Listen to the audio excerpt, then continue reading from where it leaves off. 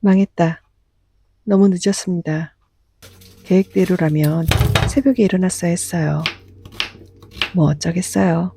인생도 그렇고 여행도 그렇고 내 마음대로 되는 일이 그리 많나요? 사실 모든 게 다 계획대로 된다면 그게 여행인가요?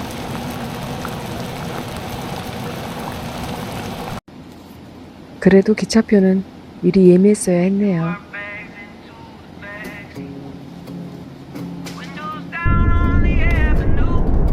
그런데 왜 울산으로 가느냐고요?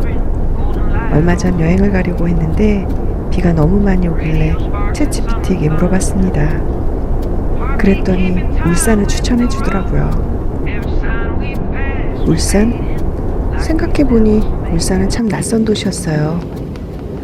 대한민국에서 안 가본 곳이 거의 없다고 생각했는데 울산은 이름도 많이 들어봤고 왠지 익숙하게 느껴지는 도시인데 한 번도 가본 적이 없더라고요.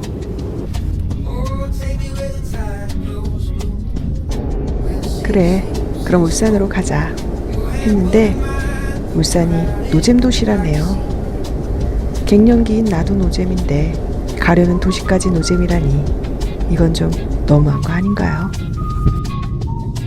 중년이 넘어가면서 뭘 해도 예전만큼 재밌지 않을 때가 있어요. 뭐랄까, 설렘을 잃어버렸다고 해야 할까요?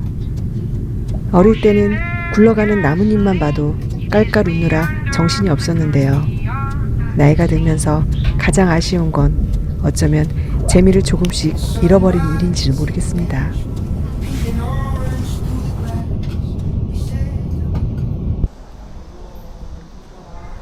울산에 도착해서 받은 첫 인상은 강인함이었습니다. 빽빽하게 들어선 산업단지와 반듯하게 뻗은 넓은 도로, 도시 전체가 단단하고 웅장해 보였습니다. 그 규모에 조금 압도되는 느낌도 들었어요.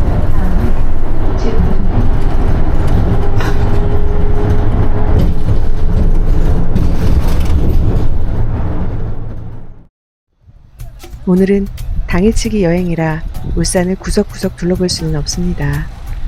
그래서 울산을 살짝 맛본다는 마음으로 몇 곳만 둘러보기로 했어요. 먼저 찾아온 곳은 장생포입니다. 장생포는 고래로 유명한 곳이래요. 예전부터 이곳이 고래잡이와 고래 산업의 중심지였기 때문이라고 합니다. 그래서인지 장생포에는 고래와 관련된 볼거리도 정말 많았습니다. 그중 장생포 고래박물관은 아이들과 부모님이 함께 둘러보기 좋도록 잘 꾸며져 있었어요. 평일인데도 사람이 꽤 많았습니다. 그런데 이상하게 사람이 많은데도 오히려 기분은 더 좋더라고요. 아이들은 이곳저곳을 구경하고 부모님은 옆에서 천천히 설명해주고 누군가에게 보여주기 위해서가 아니라 가족끼리 함께 시간을 보내며 자연스럽게 즐기는 모습이 참 보기 좋았습니다.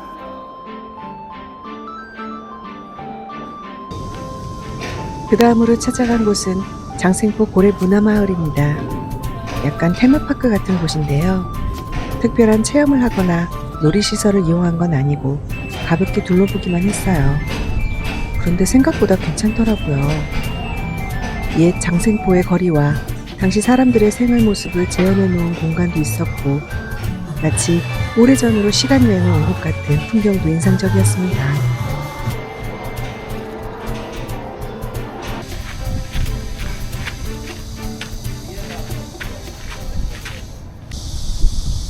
여기는 고래 해체 작업하는 모습을 재현해 놓은 것 같아요. 아따 힘들다. 막걸리 한 사발하면 딱 좋겠는데. 아따 형님도 그라 생각했습니까? 내도 그렇습니다. 뭐라 카노? 니는 맨날 농땡이 칠 생각밖에 안 하나? 이래나 똑바로 하고 말하래. 치, 내가 뭐라 했다 그러십니까?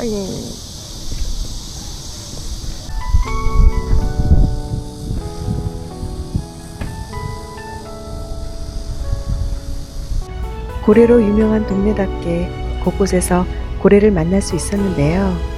여기는 고래를 사랑하는 방법이 꼭 하나만 있는 건 아닌가 봅니다. 이것도 장생포만의 독특한 풍경이겠죠?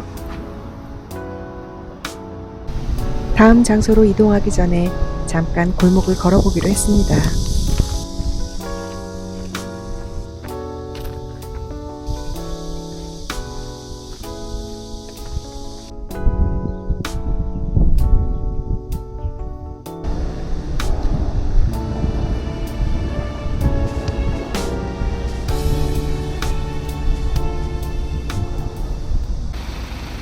걷다 보니 목이 말라서 할머니 세 분이 근무하시는 미술관에 들렀어요. 직접 담그신 차를 파시길래 레모네이드도 한 잔 마시고 잠시 쉬면서 그림도 구경했어요. 울산은 참 독특한 도시예요. 한쪽에는 거대한 산업시설이, 조금만 걸어가면 옛 마을의 풍경이 나타납니다. 서로 전혀 어울릴 것 같지 않은 모습들이 한 도시에 함께 있다는 게 신기하게 느껴졌어요. 다음으로 향한 곳은 대왕암 공원입니다. 산책로가 잘 조성되어 있어 천천히 걷기 좋았어요. 그런데 와, 이 나무 좀 보세요. 너무 멋있지 않나요? 오랜 시간 바닷바람을 견뎌온 나무들이 저마다 다른 모습으로 서 있는데요. 그 모습이 정말 경이로웠습니다.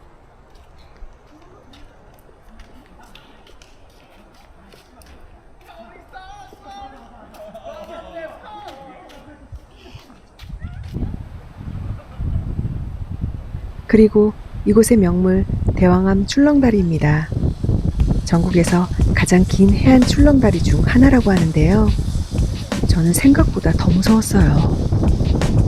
다리가 흔들리는 것도 무서운데 바닥 일부가 뚫려 있잖아요. 아래를 제대로 쳐다보지도 못했습니다. 카메라만 살짝 아래로 갖다 댔어요.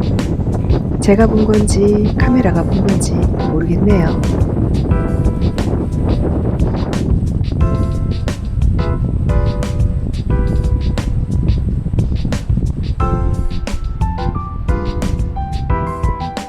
대왕암의 기암절벽 또한 정말 멋있었습니다.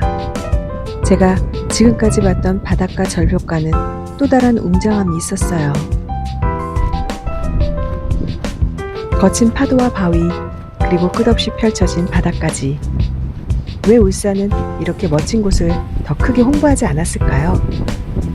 아무래도 제가 보기엔 울산을 노잼 도시라 만든 건 울산 사람들이 아닐까 싶습니다.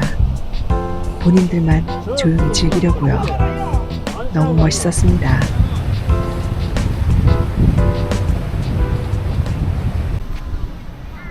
돌아오는 길에 들른 곳은 일산 해수욕장입니다.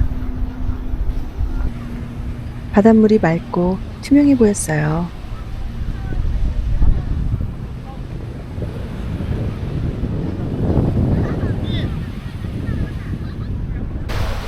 해변 가까이에서도 미역이나 해초가 많이 보이지 않아서인지 바다가 더 깨끗하게 느껴졌습니다. 여긴 천국 아닌가요?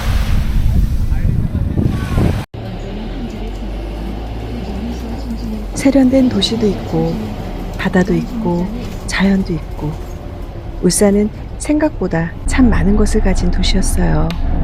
사람들도 굉장히 여유로워 보였고요.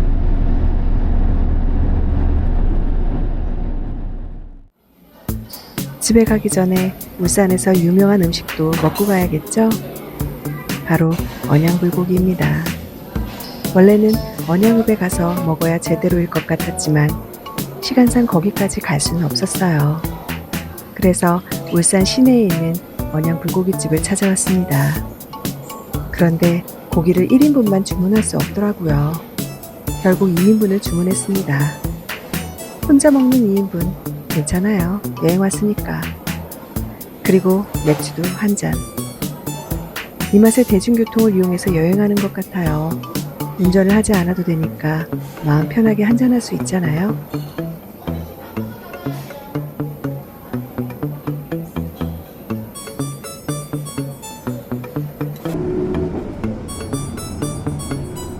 울산은 관광지 사이를 이동할 때 버스를 갈아타는 것 자체는 크게 어렵지 않습니다. 다만 배차 간격은 조금 길게 느껴졌어요. 울산이 노잼 도시라는 말을 듣고 조금 망설였는데요. 직접 와보니 생각보다 볼거리도 많았고 수온 매력도 참 많은 도시였습니다. 만약 안 왔더라면 영영 몰랐겠죠?